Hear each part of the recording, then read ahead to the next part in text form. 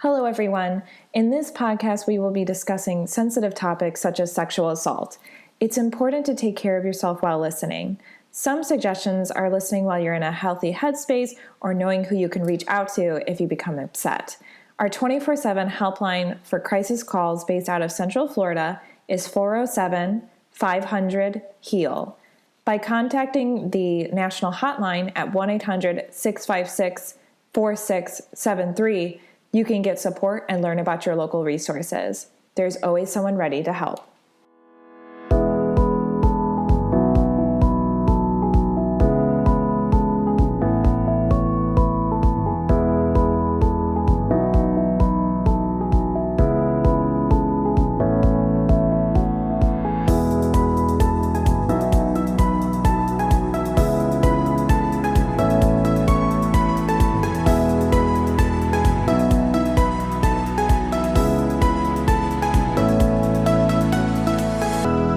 Welcome to the Victim Service Center podcast. Here we sit down with professionals that serve survivors and victims of trauma or those who've experienced violence and have conversations about social issues. This week, we are talking about the erasure of transmasculine people. My name is Emilie Mitchell. My pronouns are she, her, and I am the education coordinator at the Victim Service Center. With me today, I have Zander Keig. Zander uses he, him pronouns and is an award-winning licensed clinical social worker and public speaker, sought-after workshop facilitator, including WPATH or WPATH, Advanced Behavioral Health courses, and a longtime trans community organizer. So Zander, thank you so much for being here today. Absolutely, Emilie. Thank you for inviting me to be here. And I also have joining us Aaron Mungin. Aaron uses he, him pronouns and is a 52-year-old African-American who began his transition journey 11 years ago. He is an educator, community advocate, and peer mentor. Currently, he helps facilitate the center's FTM Orlando group and Spektrum Health's peer support group. On Transgender Day of Remembrance, he was honored with an Unsung Heroes Award from Hope and Help. So Aaron, thank you as well for being here today. Thank you so much for having me, Emilie. I'm really excited to have you both here and to have this really important conversation. As a very brief introduction, on this podcast, we have talked about the trans community and the many issues trans folks face. One such concept that Nicole Parker, an amazing previous VSC podcast guest, perfectly put is that the T in LGBTQ plus is silent. So today we are revisiting this idea of the marginalized being marginalized even further by talking about the erasure of transmasculine individuals. So to start off, just a first question here. I think when we talk about or think about the transgender community, which itself is not talked about enough, we have an image of a trans woman, or sometimes referred to as a MTF individual or male to female individual in our minds. So with that being said, could you both speak more to this idea of a lack of representation of FTM or female to male individuals or transmasculine people? You know, there's a lot in that question. There's so many possible reasons. And for this invisibility of, the trans male invisibility, whether that be us physically, like being present in environments that are largely trans. For example, there are a few dozen transgender conferences that go on annually around the United States. The majority of them have been primarily put on by trans women for a trans women audience. So there's that issue. Another would be that when research was initially being done of the trans population in the US and who are they, where are they, a lot of that research was done by reaching out to plastic surgeons' offices and asking them about their clientele, their patients. And it turned out that they were mostly reaching out to plastic surgeons who did trans female surgeries, not trans male surgeries. And so it started out that people thought that that there were more trans women than trans men. And I think that has been corrected now. I think that people know that we're basically half, of the community, or if you add in all the non-binary and gender non-conforming, maybe we're a third, right? But somehow we're not this small minority within the community.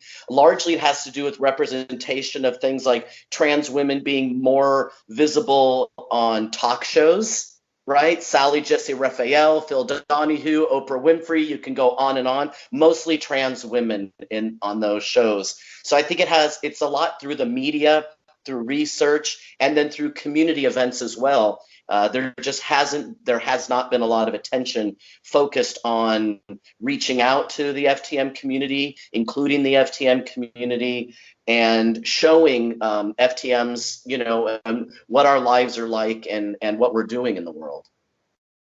Thank you so much for breaking that down. Erin, do you want to hop in? I would just add that, just adding on to what Zander said, the media and the representations of what a trans person looks like historically in our society have been focused on trans women. And it seems a lot of times maybe easier for transmasculine people to kind of what we call pass through society, so the society doesn't notice us as much. And I heard the term invisible that you mentioned, and I wanted to talk a little bit about how does erasure go beyond just invisibility, but it is actually an action? Yeah, so Erin talked about a really likely reason for why we're, quote, invisible, because testosterone is a very powerful hormone. And for some people after a few months, or some of us after a couple of years, we seamlessly just blend in. We just blend in as men in society. And that is a direct result of testosterone, right? So even if we didn't want to blend in, we'd have to do things to draw attention to ourselves in some way, by wearing a shirt that says, I'm a trans person, or, we'd have to be very, very deliberate about that. So that's just testosterone. That's what it does. Something that has been drawn to my attention recently, and I started paying attention to it, and it seems to be something that's happening in how trans men and trans women and non-binary people are being featured in media, whether that be print media or videos, or whether that be, whatever it is, in whether it's visual or in print, is that trans women get a lot of attention when they're succeeding in the business world, when they're in corporate America, or they're judges or lawyers, and they're doing something that's getting them a lot of attention and recognition from inside the community and outside of the community. Or if they're excelling in sports or athletics, right? They're breaking records, they're challenging discriminatory policies that to get into sports and athletics. For trans men and non-binary people that were assigned female at birth, the difference is that our biology and our body is what's focused on. Are we parents? Have we delivered a child? Are we still menstruating? Do we have a uterus and cervix and ovaries, right? It's our biology and our bodies. So a lot of trans men will take pictures of themselves without a shirt on, right? It's about physique.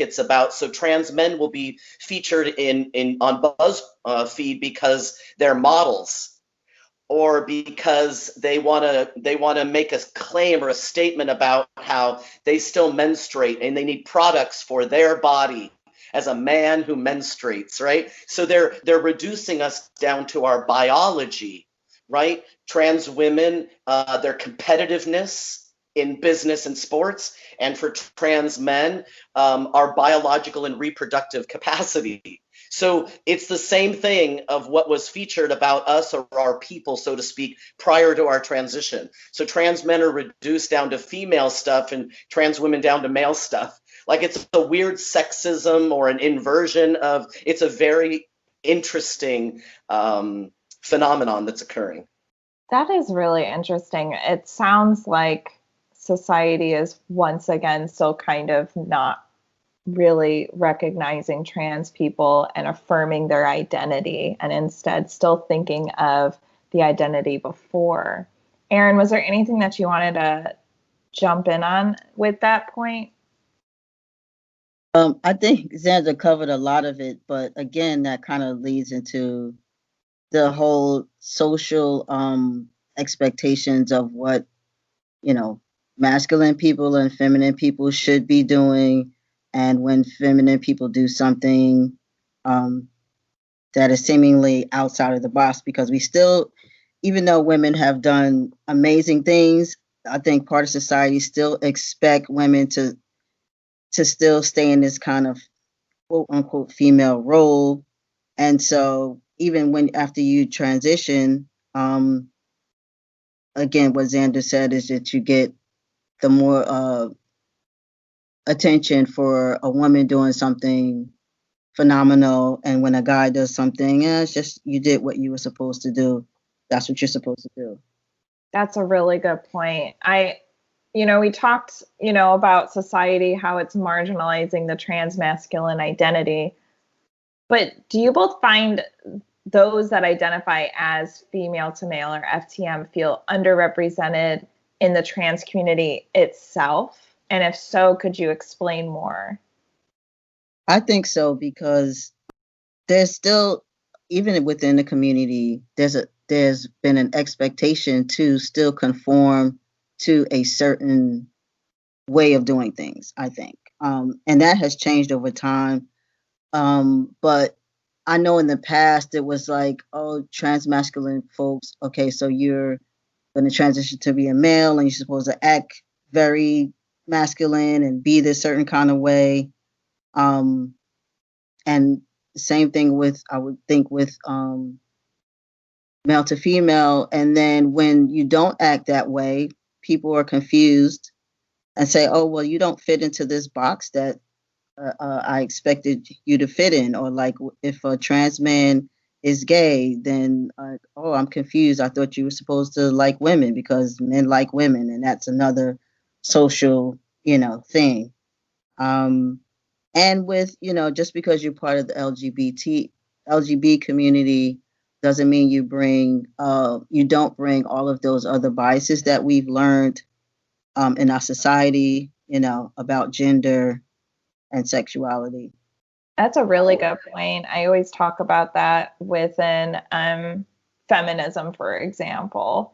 I think that as a heterosexual woman who is cisgendered, we still, even though I identify as a feminist, for example, I still bring with me internalized misogyny. I still bring with me the systems that I grew up in. And so it's really important that we reflect on that for sure. Zander, was anything that you wanted to jump in on?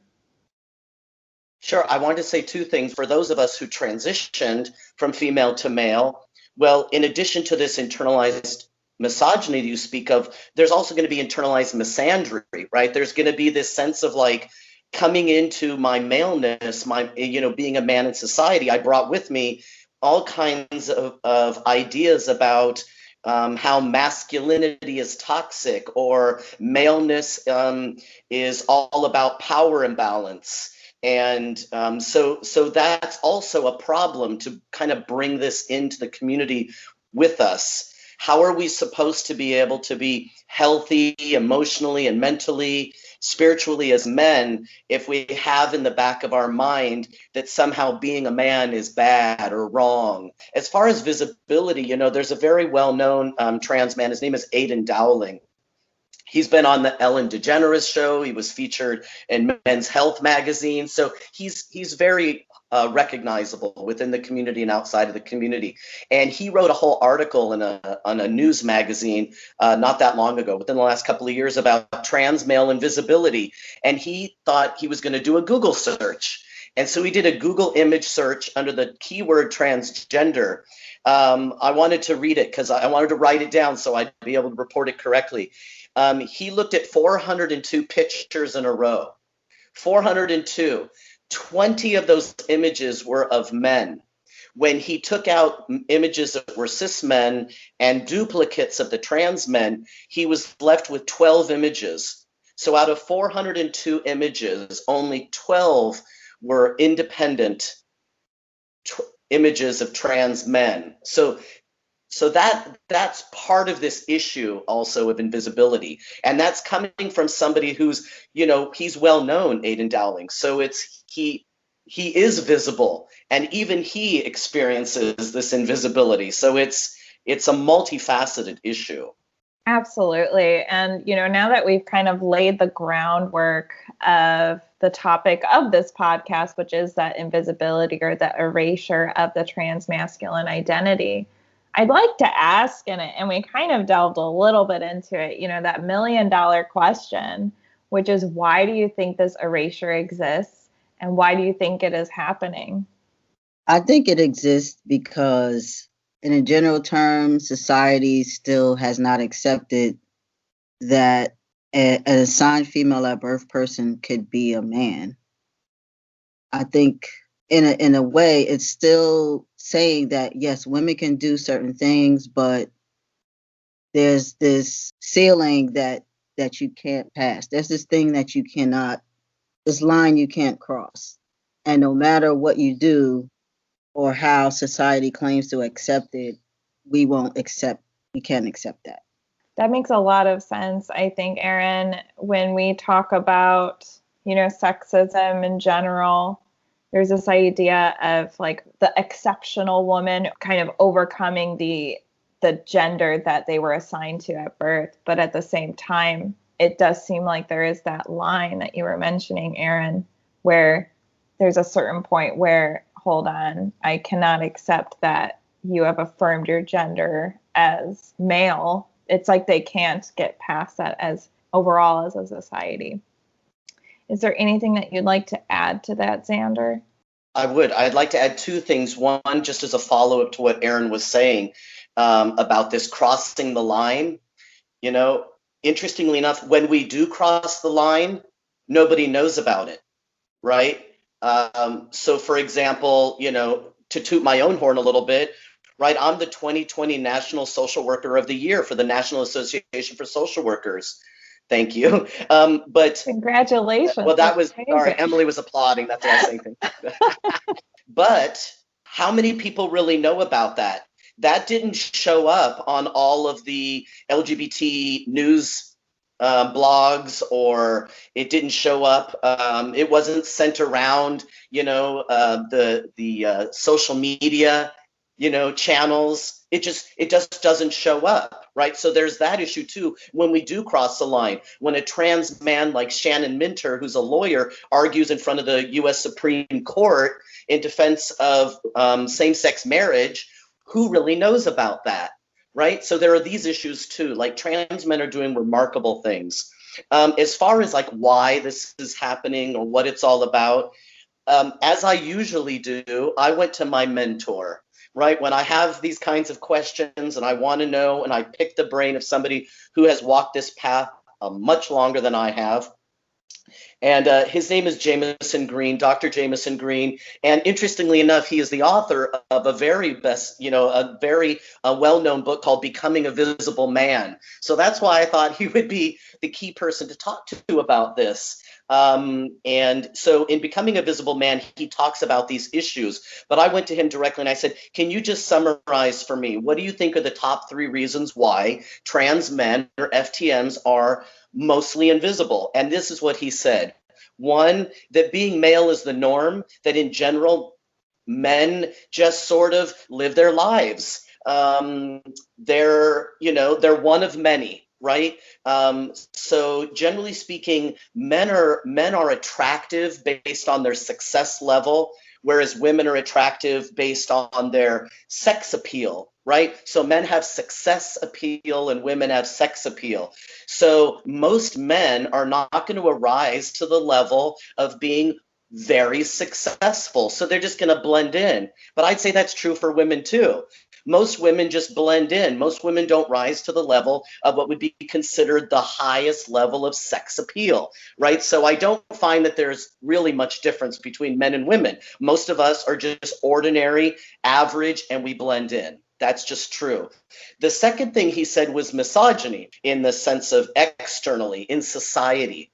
But what's interesting about that is misogyny in what direction? Misogyny as in trans misogyny, meaning being misogynistic towards trans women, or misogyny as it relates to trans men who are natal females, who lived a large portion of their life, or at least several years of their life, depending on what age we transition.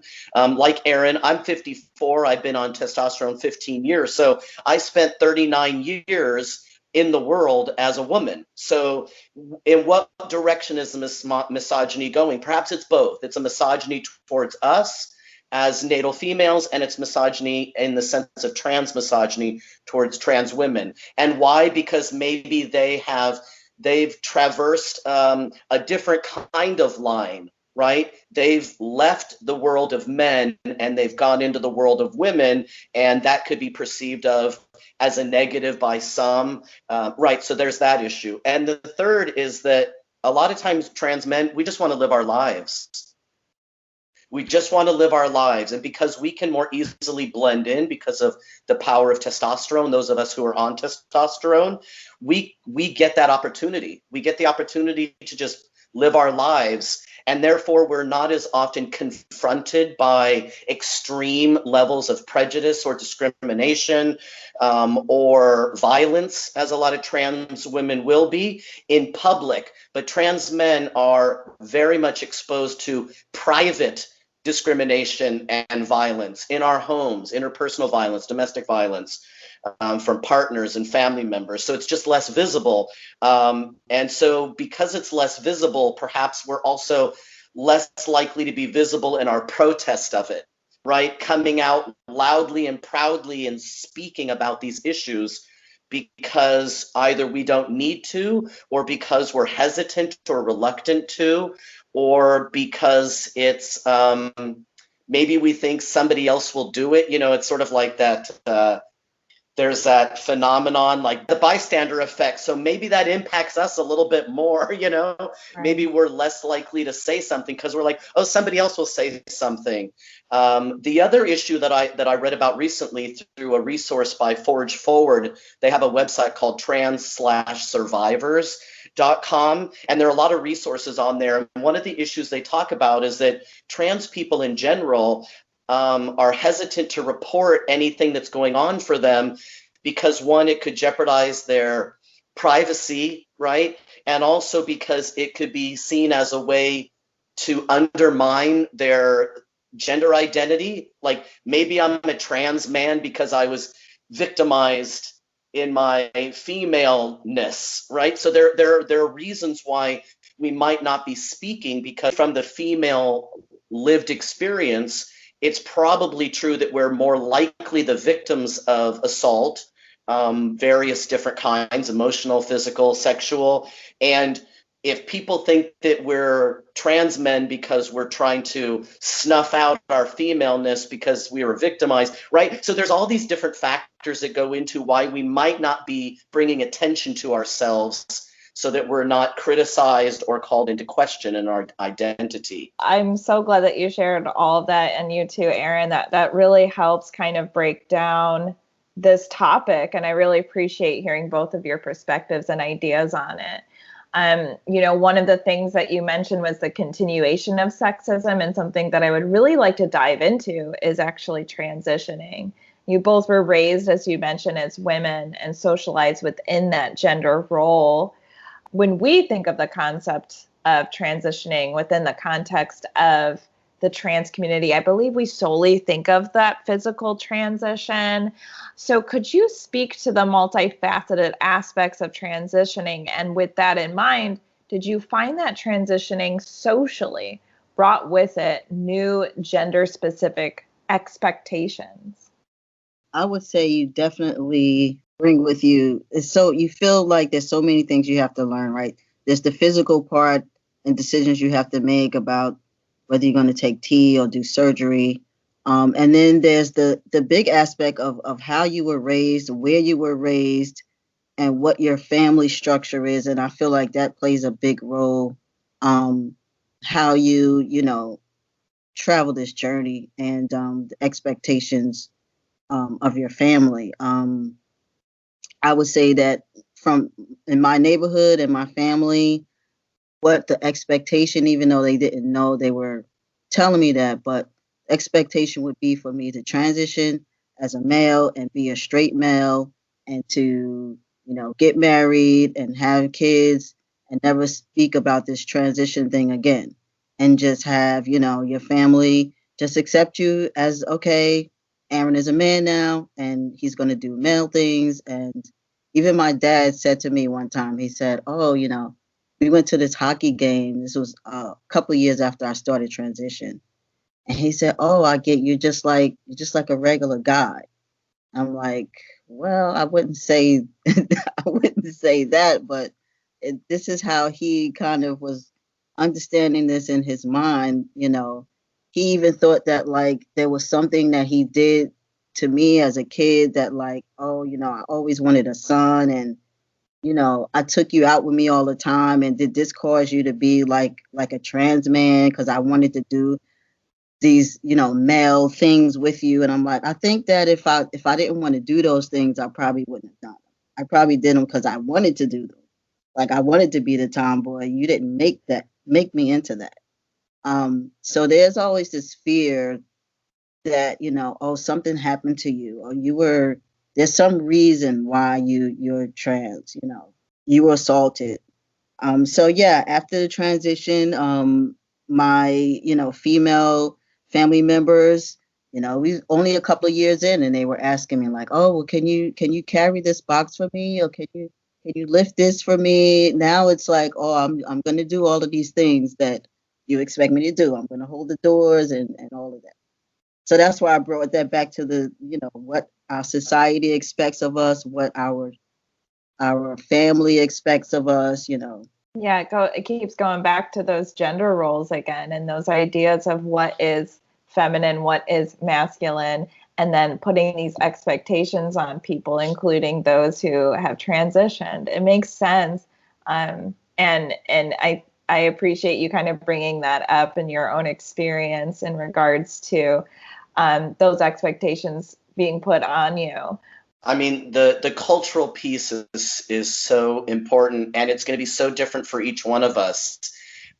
Similar to Aaron, my family's culture, I'm first generation Mexican American. So my family's from Mexico, and I was raised in the Roman Catholic Church. And so, there's a particular cultural identity and cultural experience that I grew up around in Los Angeles, California in the 70s and 80s. And so, I think the funniest thing, I was never out, so to speak, as a lesbian. What I mean by that is I never said, Mom, Dad, I'm a lesbian, or even my aunts and uncles. I just sort of, I had girlfriends and I brought them to family functions, and I would introduce them by their name, and then we'd just go on with, whatever we were doing. We were always in large parks, big Mexican Catholic family. We couldn't be contained to a house because, well, we also had to play soccer, so we needed to be outside, right? And so I remember years after, it wasn't 2, maybe 4 years after I did my transition, I was hanging out with my wife at my cousin David's house, and his mother was there, my Aunt Betty, who's my godmother. My father was there. And I overheard my Aunt Betty say to my father, it looks right. And I was like, well, I asked my dad, I go, what was she talking about? And he said, well, now that I'm a man and I'm married to a woman, it looks right. Right? Right. So even though my family never said one negative thing to me, I never heard one negative word or saw a negative facial expression towards me about having girlfriends. Never once. But all of a sudden, it was like, oh, yeah, it looks right now. And I don't know if she meant like it's better this way or just it matches what society expects, what is perceived as quote normal. I just took it all in stride. I love my aunt, I don't take offense to what she said because that it makes sense in a cultural reference. Another part of transition that is something that I didn't really think about much because I don't know about Aaron, but when I first started my transition, I went to a lot of FTM discussion groups and support groups. But like him, I ended up leading them. But in the early days, I was attending. And everybody talked about, oh, I need to change my name, or where do I get my testosterone, and where do you inject in your leg or your butt, like these kinds of things, and facial hair and coming out to family and at work. But what was never really talked about was how the hormones were going to actually impact my mood, my emotions, the way I experienced the world. Hormones are very powerful things. They don't just cause our voices to deepen and hair to sprout up all over our face and drop off our heads. It also impacts mood. And I mean, I should know that. Anybody who has gone through a menstrual cycle knows how hormones impact the mood. But I never really thought about it in that way, as a matter of like, how will my mood change? How will my emotional response to things change? And I'd say that it was a fairly significant change. And I wasn't prepared for that. And I'm happy about it. I like the changes, but it's not something that I recall people talking about a lot. And this might become an issue in relationship in particular, right? If their mood changes significantly enough, it can cause some strife in a relationship that could increase, right? It could exacerbate, if there's a tension in the relationship, and it could turn violent or abusive in some way. Like I've heard a lot of trans men talk about how couple of things happened. One, their female partners specifically would consider them not man enough and would degrade them, right? Would emasculate them in that way. You'll never be a real man. You're not manly enough. Why aren't you more aggressive, more assertive? But then there would also be the issue of fear of, if I start a transition, I might lose my partner. And so not actually starting a transition and being worried about how I might change that could cause more problems, or could cause some problems in a relationship. So these are the kinds of things that aren't normally talked about, because I don't know that they're taboo. I just think that they're not really on our minds, in the very beginning of a transition. It's all so exciting about, the voice changing and the hair growing and, people seeing us how we want to be seen and treating us how we want to be treated. That's more the focus, and it makes sense. But after a couple, 2 or 3, maybe 4 years, when everything starts to sort of resolve itself to a certain point, then we're left with our lives and how we are going to integrate ourself into our life and our life into ourself. It's not an easy process to figure out how to do that, how to remake ourselves if we want to, Absolutely. I appreciate you sharing all of that and bringing up the abuse that transmasculine people face. Absolutely. It's always important to highlight. I do a healthy relationships training, and it's always important to highlight that there's different forms of abuse, and saying put downs and degrading and using someone's gender identity as a weapon is definitely a form of abuse. So it's important to acknowledge that.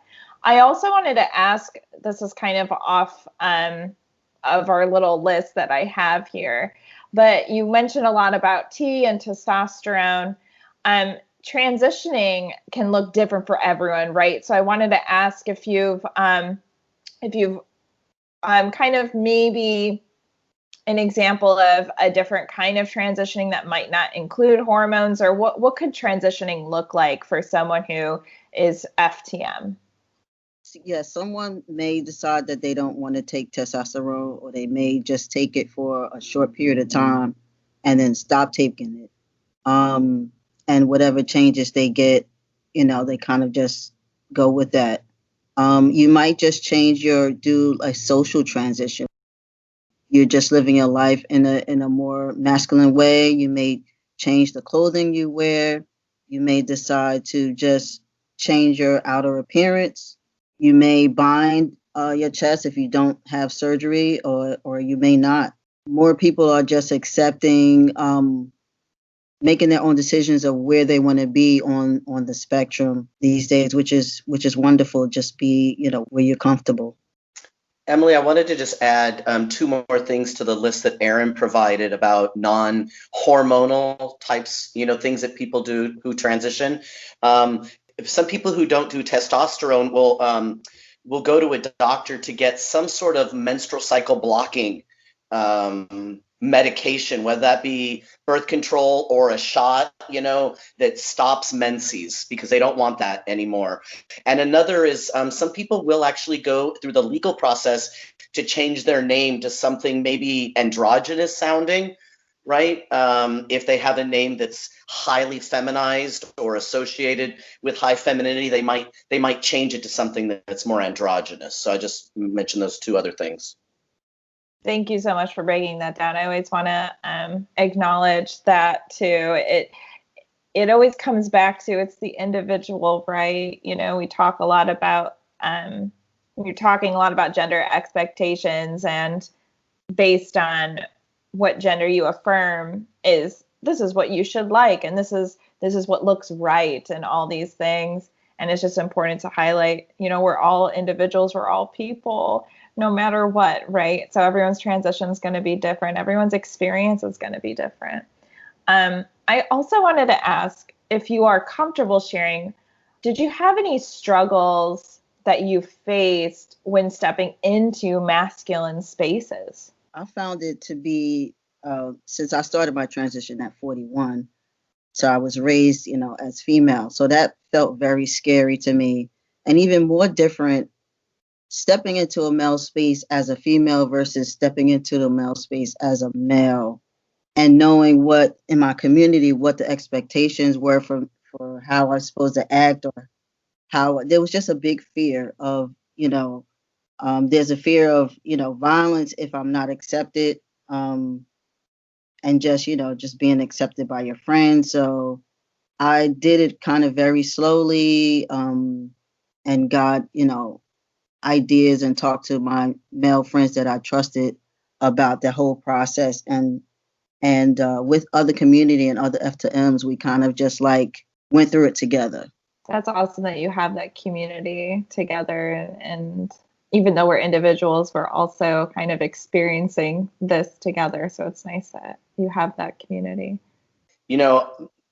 What I want to say initially is that because I was a very masculine woman, right? I was a dyke. I was law enforcement, military. Both Aaron and I are veterans, so we've existed in masculine spaces, so to speak, right? And I had the expectation that as a masculine woman who was regularly perceived of as being male, I'd get called sir all the time.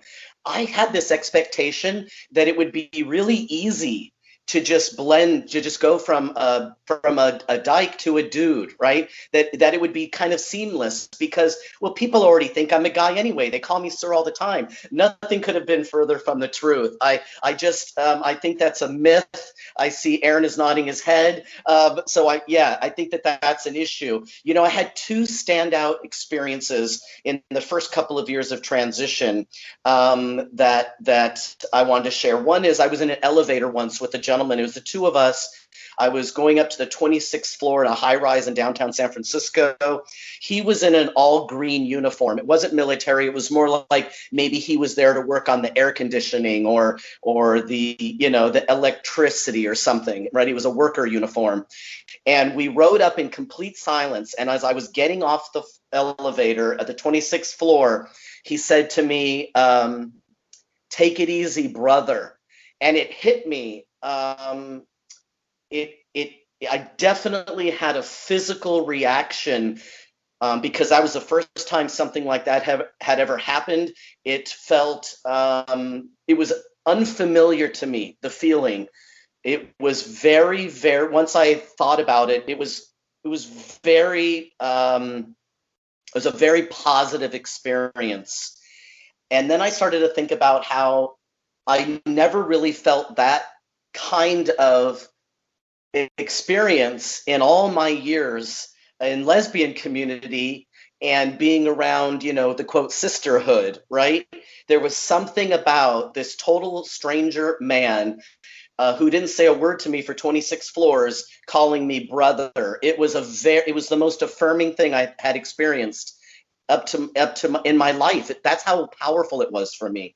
The second is I attended a weekend workshop that was men and women, and the second day that we were all together, they divided us up into men and women. We went into two separate areas. I think I was maybe 2 years on testosterone, and I was really struggling. I was like, where do I go? I had this weird thing, you hear it called imposter syndrome, right? It's like, where should I go? Like, I can't really go with the women anymore. I don't look like a woman. They're not going to understand why I'm there. But if I go with the men, am I going to be accepted? Am I going to even know what to talk to them about? And typically in that kind of situation, I would have carved out a third space. That's normally how I handled that.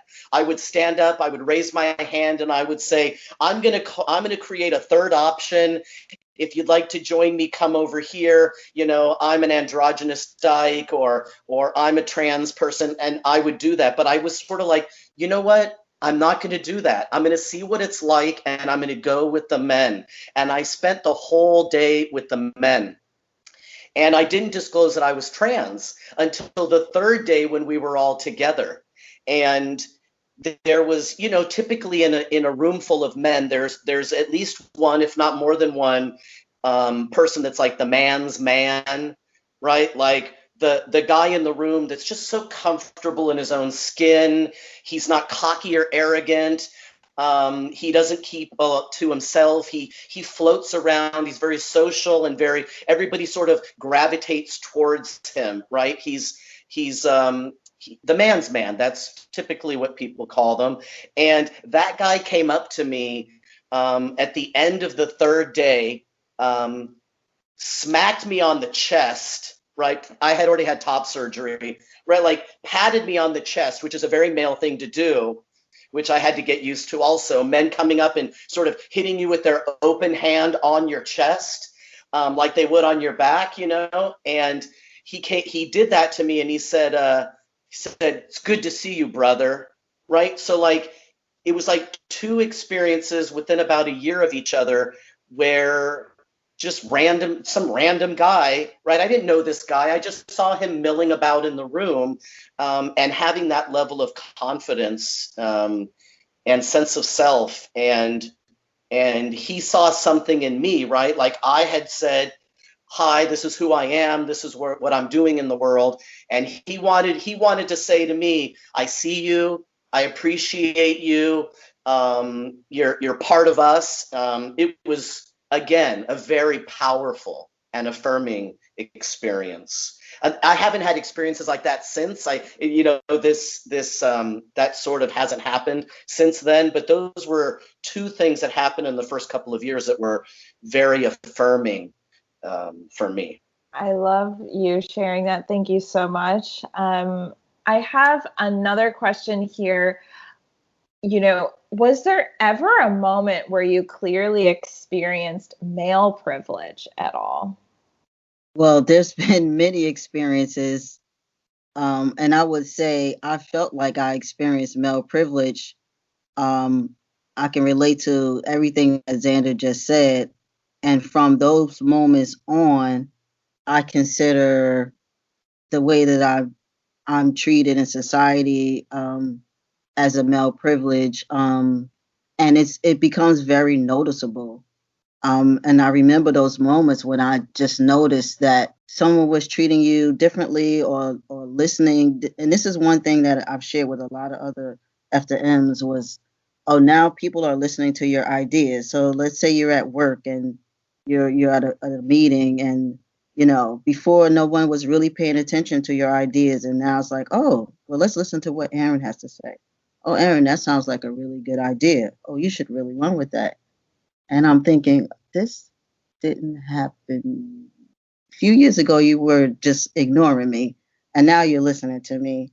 There's so many moments, I would say, from those euphoric moments on, just not being, one thing is not feeling so afraid when you're walking down the street and or alone and worried. I mean, you're still concerned for your safety, but walking through the world as a masculine person is more likely maybe what might have happened to you before won't happen as far as violence. You know, unlike Aaron, I didn't have that experience of being listened to more often. I think maybe it has to do with occupations, right? As a social worker, the majority of social workers are women, right? So men make up 15 to 20% of the occupation. So I would often find in certain settings that I'd be one, you know, the one man in the room, maybe one of two in a room with like 30, 40, 50, 60 social workers. And I wasn't being paid attention to more. I was being paid attention to less, right? So I think it depends on which occupation we're in or which circles we're running in, like who we're encountering. So we're all going to have a different experience with that, which is interesting. Another thing I'd say is that I think that the privileges that I've experienced, regardless of whether it was prior to transition or now, have more to do with my assertiveness. Right? I was a very masculine woman. I stand 5'9". I'm broad-shouldered. I was assertive. I commanded attention. I was a leader wherever I went, right? That's just sort of my personality by default. And so I feel like I experienced more of the good things and less of the bad things than most people would associate with being female, right, in society. You know, as part of lesbian separatist feminist community, you know, there was really not a lot of love, not only for men, but just passive women in general, right? Just a sense of women as victims. Like, why do you see yourself that way? Why are you living your life that way? Just a lot of, right? I wouldn't say that this is a societal issue as far as like every lesbian who's a feminist. No, it's like just the group that I was part of. Very strongly, I was influenced by that in the 80s, in my teenage years and young 20s, looking at being a lesbian as being powerful, right? And being a strong woman as being powerful. So I never saw myself as a victim, although I was the target of assault and violence and discrimination. I never saw myself as a victim. And so I think I've carried that through with me. And so, you know, the vulnerabilities that I have now are still there. They're just different, right? It's like, because statistically, men are more likely to be the victim of assault in public, a mugging, a carjacking, you know, it's like that's just more often going to happen. So I may be less attentive to the possibility of certain kinds of violence or discrimination, but I have a different set now. So I find that it's, you know, that's kind of the trade-off I've made, really, right? The difference, of course, would also be as a strong woman, as an assertive, you know, lesbian, that was very much encouraged. Whereas now to be strong and assertive is discouraged because it might be toxic, or I might be mansplaining, right? So there's some interesting stuff that sort of happens. So it's kind of it was a mixed bag before, and it's a mixed bag now. It's just different mixed bag. I wanted to also ask, it sounds like when someone transitions, either society accepts them fully and affirms our identity or doesn't, but it seems like they aren't able to see both the pre-transition person and the post or currently transitioned person as one person, right? I was just in a discussion about this where, you know, for some folks, it's like, well, the person that you were pre-transition is now like that doesn't exist anymore, and you're this person from, but it's like you have this whole lived life, especially if you didn't transition from a very young age. So, that can happen like with your career. Like, how do you blend all of these things, back into together into one? It can be very difficult. It takes time. I think it's a process to do that. But to get the rest of society to have that acceptance fully, I'm not sure how we can do that. I mean, it should happen. We should look at that. But I definitely feel like that's a thing, that, the life you lived before doesn't exist anymore. And also that you're not that person with those experiences. Again, like, I've lived this whole life. I'm 52. I'm not like 10, even though I'm like 10 in trans years, but I didn't just start living, 10 years ago. I wasn't born 10 years ago. So very interesting. I think the trans community perpetuates some of these issues, right? When we use words like dead name, when we say the name our parents gave us at birth is our dead name, well, what are we insinuating? That the previous self is dead. We're not that person anymore, right? I don't use the word dead name, and that's the reason why, because I think it's rude, right? I think my parents took the time and effort and named me, and I changed my name legally, but I just say birth name, not dead name, because I think it insinuates that my previous self would be dead. I think we also perpetuate it by using phrases like always knew. I always knew I was trans, right? I always knew. So it's like, even before I transitioned, before I told anybody, I was trans. And so my whole life can be summed up as this trans person. Another would be this idea of we're, quote, born in the wrong body. If we're quote, born in the wrong body, that means that there's something wrong with our body. And how do we experience and inhabit our body, right, in a healthy way if it's, quote, wrong, right? And so we separate ourselves from our bodies, and that happens in the trans community a lot, through self-harm, and there's a lot of ways in which we might try to disembody ourselves, our identity separate from our bodies, right? So we don't want to be reduced to our biology, right? Our biological sex or our natal sex, because we don't want to identify with our body. Well, our body is what's allowed us to travel through time physically, right? It's an important part of our journey and who we are. So I think that when we use phrases or terms like dead name or born in the wrong body, we're contributing to that, and then the media picks it up and runs with it and writes whole articles on it, and people do newscasts about it. So I think we do some disservice to ourselves in that way. I just wanted to add to what he said, as we move forward with as people transition more, and we all become more comfortable, hopefully we'll be able to find other language to use that more people feel is accepting for them. Like, I think when people use like born in the wrong body, it was a way for them to explain to people that they felt had no idea what was going on within them. I know I felt that way. I felt, disconnected from this, but I didn't have the language to explain to people like what was going on. So hopefully that all can like come to fruition as we move forward. I would like to first start off with this next question by saying that the VSC is here to help all victims of trauma, regardless of gender, race, sexual orientation, and so on.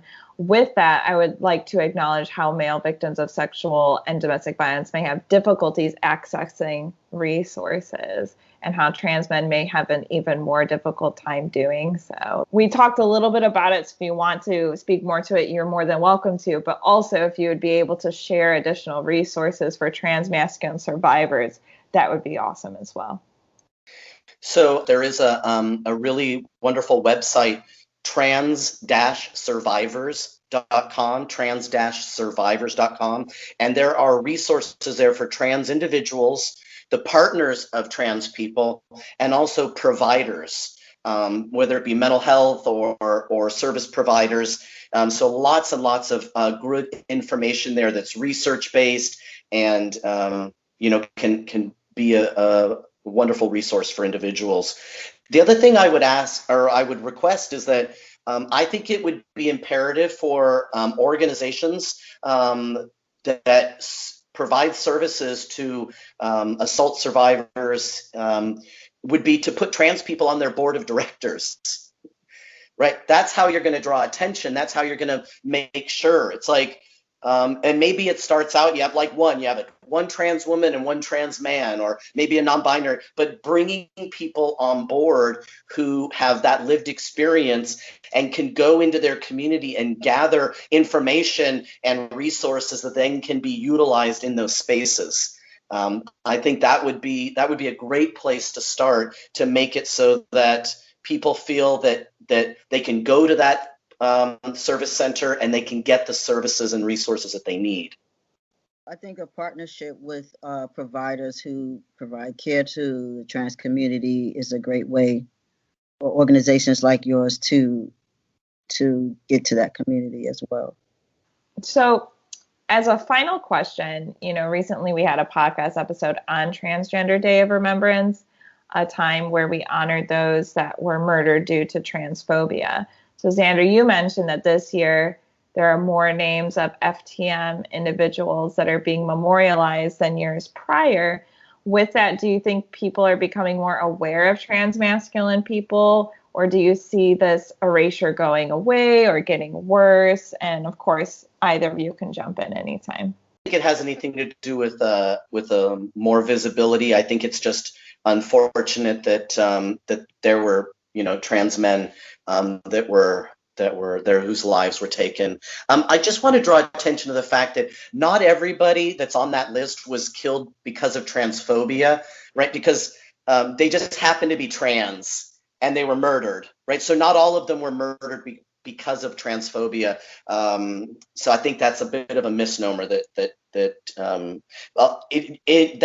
Trans Day of Remembrance was started with that in mind. That was the first one. It was a vigil for, a single trans woman back in the day. But it's now people get added to the list because they were trans and they were murdered by either a partner or a stranger or a police officer. So I just wanted to draw attention to that. I would say that, this year has been a very different year also. And so there's also been the attention drawn to the Black Lives Matter movement, which is one of the reasons I think Tony Dade's name was added, because there was he was a man of color and there was police violence involved, and also because of the video that he shared, and people were able to get a little more inside look into who he was and the whole kind of a lot of the stuff that we already talked about, community, how community saw him, how his family saw him, how he saw himself and his experiences that led him up to that, and how we need to bring more attention just to the trans community and what they're experiencing, in public and out of public. All of the mental health things that kind of play a role into how that all mixes together. I do see more transmasculine folks trying to be out. We'll see it's a slow process. I'm aware of a few like African-American actors who are like doing things on TV and who are out and everything. So hopefully that's a bright light. I wanted to add one other thing, which is that the number of lives that are potentially or lost annually in the trans community as a result of attempting and completing suicide is also a major concern that doesn't draw as much attention. I don't know why. And so if we were to gather up the names of all the trans people who had taken their own lives, there would be a significant number of those of us who were, started out our lives as female on that list. That's the unfortunate reality of it. So it's violence as a whole, right, that we're talking about. And so there's a particular kind of violence that gets highlighted through Day of Remembrance. It's a very alarming kind of violence, right? It really stirs people up in a way that's maybe more than attempting and completing suicide does, right? And that's unfortunate. But as veterans, we hear all the time about veteran suicide and the disproportionate number of veterans who attempt suicide and complete suicide, and all of the efforts by the VA and the DOD and everybody else, CDC, to pay attention to suicide in the veteran community. We need to pay attention to that in the trans community as well. And I think that transphobia is definitely part of the issue with why people are attempting and taking their own lives, whether that be internalized transphobia or the minority stress and the stigmatization that they're experiencing. Taking that into fact could, I think, help. Right? We could highlight this lives that have been taken by their own hands or somebody else's hands as an alarm to sound in our community and to the broader community. I really appreciate you bringing that up. And I just want to thank both you and Aaron, you, Zander, and you, Aaron, for being on this with me and taking the time to talk with me. I know that we went over a lot today, and I really appreciate you both sharing your experiences and really highlighting more about, this erasure that's happening. But before we sign off, I just wanted to ask if there's anything else either of you would like to mention that we may not have. This is really a platform for both of you to kind of share whatever you'd like. So please feel free to jump in if you have anything else you'd like to add. Thank you, Emilie, for having this platform. I look forward to doing another platform with you in the future. And thanks to you too, Zander. Absolutely. Thank you as well, Aaron. And congratulations on your award recently. You're doing really great work in the community, so I really appreciate you for the work that you're doing. And again, also thank you, Emilie. So yeah, in the Victim Services Center of Central Florida, for even having this podcast. Like Aaron, I also would very much enjoy, another, podcast. I'm looking forward to the end of COVID lockdown days when we can meet in person. I'd love to be able to find out more, about what your services, I'd like to be able to see, what you're doing and meet you in person. That would be really wonderful. So but thank you for the work you're doing, Emilie, and for hosting us, Aaron and I, and this topic. Because what's happening, right, is we're talking about invisibility. And so just the mere fact that we're having this podcast is contributing to, a lessening of that, which is nice. Yeah, absolutely. I really appreciate both of you for being on. And it sounds like we have so much more to talk about. So I look forward to bringing you both back on.